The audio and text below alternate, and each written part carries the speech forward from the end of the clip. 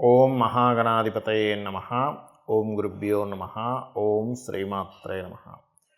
పరమేశ్వర స్వరూపమైనటువంటి జ్యోతిష, వాస్తు మరియు ఇతర అనేకమైనటువంటి శాస్త్రములను మనకు అందించినటువంటి మహర్షులకి నమస్కారం. హయగ్రీవ హయగ్రీవ హయగ్రీవేతి యో వదేత్ తస్య నిస్సరతే వాణి జహ్నుకన్యా ప్రవాహవత్. అరుణాం కరుణాతరంగితాక్షీం ధృతపాశాంకుశపుష్పబాణచాపాం అనిమాదిభిరావృతాం మయూకైః అహమిత్యేవ విభావయే భవానీం. శ్రీమాత్రే నమః. ప్రేక్షకులందరికీ కూడా లలితాంబిక అమ్మవారి యొక్క అనుగ్రహం పరిపూర్ణంగా కలగాలని మనస్ఫూర్తిగా కోరుకుంటూ మనం ఈరోజు చెప్పుకోబోయేటువంటి టాపిక్ ఏంటంటే, చూడండి, చాలామందికి ఒక్కొక్క జాతకాన్ని బట్టి, పర్సనల్ చార్ట్ని బట్టి వారు ఏ దేవత ఆరాధన చేస్తే బాగుంటుంది, అందులోని ఆ దేవతకి ఆ దేవతా సంబంధించిన మంత్ర జపం చేస్తే బాగుంటుందా, లేకపోతే ఆ దేవతా సంబంధించిన లేదా ఆ గ్రహ సంబంధించిన దానం ఇస్తే బాగుంటుందా, తర్పణము చేస్తే బాగుంటుందా. తర్పణము అంటే నీటితో కానీ పాలతో కానీ చేస్తూ ఉంటారు. అదేవిధంగా హోమము చేస్తే బాగుంటుందా అనేటువంటిది ఉంటుంది. అది ఎందుకు తీసుకుంటారు అంటే, వీళ్ళ యొక్క పూర్వజన్మ కర్మ ఒక్కొక్క జాతకానికి స్పెసిఫిక్గా ఒక్కొక్క మార్గం ద్వారా అది నల్లిఫై అవ్వడం జరుగుతూ ఉంటుంది. ఆ రకంగా అది పర్సనల్ చార్ట్ చూడాలి. మరి పర్సనల్ చార్ట్ అనేటువంటిది చూసుకోవాలంటే ఎవరికి వాళ్ళకి తెలిసి ఉండాలి, లేదా ఏదైనా ఆస్ట్రాలజర్ని కన్సల్ట్ చేసి ఉంటే వాళ్ళ లగ్నం నుంచి లగ్నాధిపతి ఎలా ఉన్నాడు, పంచమాధిపతి అంటే ఉపాసనా స్థానాధిపతి ఎలా ఉన్నాడు, లేదా భాగ్యాధిపతి ఎలా ఉన్నాడు, వీళ్ళకి ఏ పర్పస్ మీద అయితే వీళ్ళు పూజ చేస్తున్నారో, లేకపోతే హోమం చేస్తున్నా, తర్పణం చేస్తున్నా, ఆ పర్పస్ని ఫుల్ఫిల్ చేసేటువంటి గ్రహ దశ నడుస్తుందా లేదా, ఒకవేళ నడవనట్లయితే ఆ గ్రహ దశ అనుకూలించేలాగా ఏ దేవతకు చేసుకోవాలనేటువంటిది ఉంటుంది. అయితే ఇవాళ మనం చెప్పుకోబోయే టాపిక్ ఏంటంటే, సహజంగా మీరు పలానా లగ్నంలో పుట్టారు, ఉదాహరణకి మేష లగ్నంలో పుట్టితే ఎవరికి తర్పణం కానీ హోమం కానీ ఇవి చేయాలి, లేదా వృషభ లగ్నంలో పుడితే ఏంటి అనేటువంటిది నేను మీకు ఒక్కొక్క లగ్నరీత్యా నేను చెప్తాను. కన్యా లగ్నము, కన్యా రాశి. కన్యవారు ప్రధానంగా మీరు చేయవలసింది ఏమిటి అంటే దానములు. ఏ దానం ఇవ్వాలండి? తెల్ల నువ్వులు అని అంటారు. తెల్ల నువ్వుల్ని, నీలం రంగు వస్త్రము, వీటిని ఎక్కువగా దానంగా ఇస్తూ ఉండాలి. మరియు బొబ్బర్లు, తెలుపు రంగు వస్త్రం ఎక్కువగా దానంగా ఇస్తూ ఉండాలి. బియ్యము, తెలుపు రంగు వస్త్రం ఎక్కువగా దానంగా ఇస్తుండాలి. ఈ దానాలు మీరు ఎంత చేస్తూ ఉంటే మీ పూర్వజన్మలో చేసినటువంటి కర్మ దగ్ధమవుతుంది. దీని ద్వారా అది దగ్ధమవడమే కాకుండా మీరు ఈ జన్మలో ఏదైతే ప్రయత్నం చేస్తుంటారో ఆ ప్రయత్నం ఫలించడం మొదలవుతుంది. మరి ఏ రోజులు ఇవ్వాలి? శనివారము, శుక్రవారము, సోమవారము ఈ రోజుల్లో ఇస్తూ ఉండాలి. అదేవిధంగా కొంతమందికి లగ్నాధిపతి పాడవుతుంటాడు. వాళ్ళ జన్మజాతకంలో లగ్నాధిపతి కొంచెం పాపకత్తిరిలో ఉండడం, లేనైతే పాపగ్రహాలతో కలిసి ఉంటే ఏమవుతుంది అంటే, ఆ పర్టికులర్ అంశం ఏదైతే ఉందో అది కాస్త వాళ్ళకి ఇబ్బంది కలగకుండా ముందుకు వెళ్తూ ఉంటుంది. అయితే ఇక్కడ ఈ దానము చాలామంది ఏమంటుంటారంటే, ఏమంటే మేము పురోహితులకే ఇవ్వాలా, బయట ఎవరైనా ఇబ్బందుల్లో ఉంటుంటారు, అన్నం కోసం అనుమతించే వాళ్ళు, అటువంటి పేదవారికి కూడా ఇవ్వవచ్చు. అయితే ఇది ఎలా మారుతుందో చెప్తాను చూడండి. మీరు పేదవారికి ఇచ్చారు, అది పుణ్యం కింద మారుతుంది. అంటే వచ్చే జన్మకి పనిచేస్తుంది.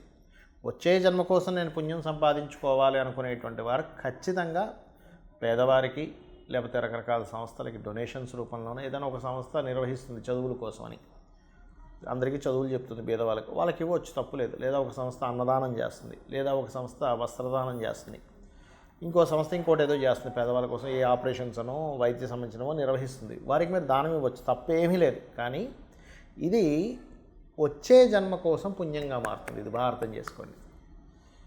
పురోహితుడికి ఇచ్చేటువంటిది ఏంటంటే దోష పరిహారార్థం ఇస్తున్నారు మీరు.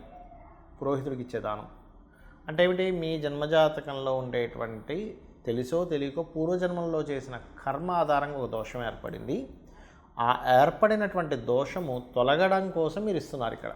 అందుకని పౌరోహిత్యం చేసేటువంటి వారికి, బ్రాహ్మణులకు ఇచ్చిన దానం పూర్వజన్మలో చేసిన కర్మను తొలగించడానికి పనిచేస్తుంది. పేదవారికి ఇచ్చినటువంటిది, సహాయార్థం ఇచ్చినటువంటిది వచ్చే జన్మకు మీరు బ్యాంకులో బ్యాలెన్స్ జమ చేసుకుంటున్నారన్నమాట. ఈ క్లారిటీతో ఇవ్వండి. ఇద్దరికి ఇవ్వడం మంచిదే, అందులో ఎటువంటి సందేహం లేదు. మరి గోవులకు పెట్టడం ఎలాగండి అంటే గోవులకి రెండూ పనిచేస్తుంది. ఇప్పుడు ఉన్న దోషము తొలగించుకోవడానికి పనిచేస్తుంది, నెక్స్ట్ జన్మ పుణ్యంగా కూడా మారుతుంది. కాకపోతే అందులో ప్రత్యేకంగా దేశీ వాలి గోవుకు పెట్టాలి.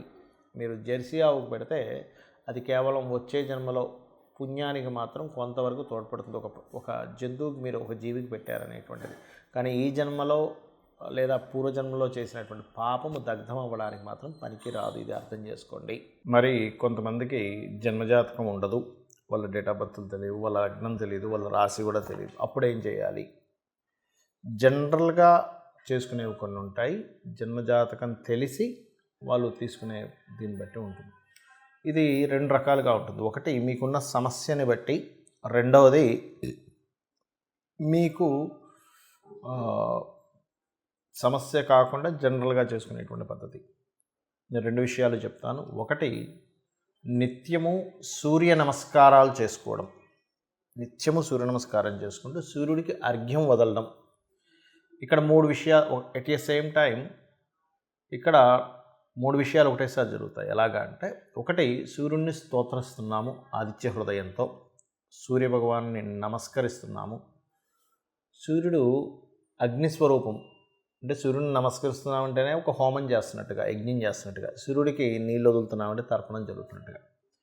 దీంతోపాటు మీరు ఆదివారం నాడు కానీ సప్తమి వచ్చినప్పుడు కానీ సూర్యుడి యొక్క నక్షత్రాలు అంటే కృత్తిక, ఉత్తరాషాఢ ఈ నక్షత్రాల్లో కానీ మీరు గోధుమలు దానంగా ఇచ్చినట్లయితే, మీ జన్మజాతకం తెలియదు కాబట్టి 4 విషయాలు చేస్తున్నారు. దానం ఇస్తున్నారు, సూర్య నమస్కారం చేసుకుంటున్నారు, అర్ఘ్యం వదులుతున్నారు, స్తోత్రపారాయణం చేస్తున్నారు ఆదిత్య హృదయం. దీనివల్ల ఏమవుతుంది అంటే, మీకు ఏదైతే పూర్వజన్మల్లో చేసినటువంటి కర్మ ఒకవేళ నెగటివ్గా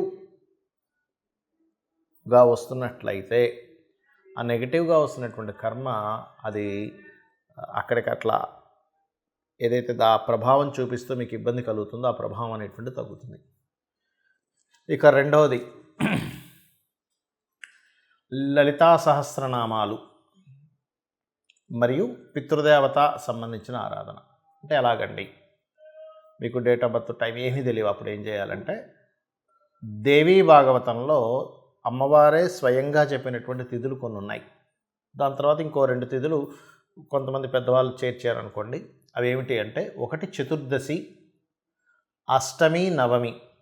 ఈ 3 తిథుల్లో నా యొక్క అనుగ్రహం అంటే అమ్మవారి యొక్క అనుగ్రహం చాలా దగ్గరగా ఉంటుందట.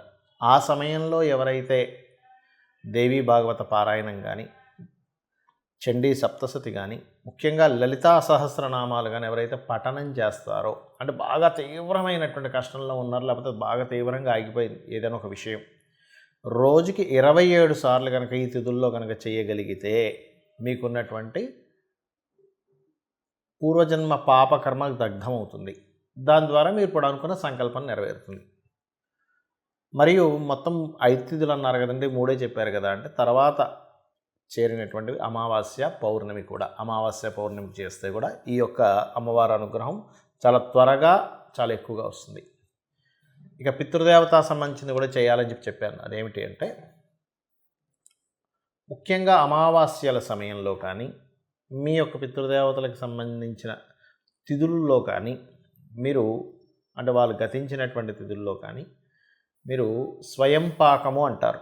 అంటే 1 కిలోనో 2 కిలోలో 5 కిలోలో మీకు తోచినంత మీ స్తోమతను బట్టి బియ్యము, 2 రకాల కూరగాయలు, 2 రకాల పప్పులు, ఉప్పు, చింతపండు, మిరపకాయలు, ఈ రకంగా వండుకునేటువంటి సామాగ్రి ఏదైతే ఉంటుందో, ఒక వ్యక్తి చక్కగా ఇంట్లో వంట వండుకోవడానికి గల సామాగ్రిని మీరు మీకు దగ్గరలో ఆలయంలో ఉన్నటువంటి పురోహితులకి పితృదేవతల కోసం అన్నట్టుగా ఇచ్చినట్లయితే, ఇది కూడా మీ జన్మజాతకంలో ఏదైతే రుణరోగ శత్రు సంబంధించినటువంటి భావం బాగా యాక్టివేషన్ అయి మీరు ఇబ్బంది పడుతున్నటువంటి అంశము చేత్తో తీసేసినట్టుగా ఆ యొక్క ప్రాబ్లం అనేటువంటి తగ్గుతుంది.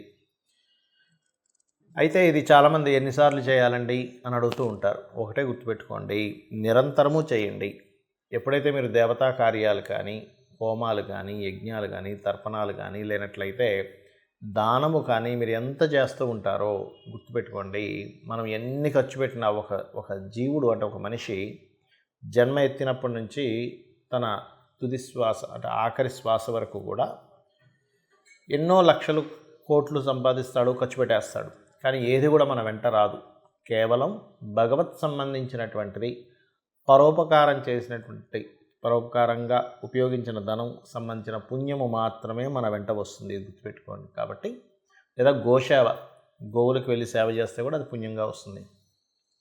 కాబట్టి ఇది చేయండి. ఖచ్చితంగా మీకు మీ జాతకంలో ఏ దశ నడుస్తుంది, ఏ అంతర్దశ నడుస్తుంది, గోచారంలో ఎలా ఉంది, ఇవేమీ మీరు కంగారు పడాల్సిన అవసరం లేదు. మీకు తెలియకుండానే సకల దేవతల యొక్క అనుగ్రహము, ఆ లలితాంబిక అమ్మవారి యొక్క అనుగ్రహం మీకు కలుగుతుంది. శ్రీమాత్రే నమః.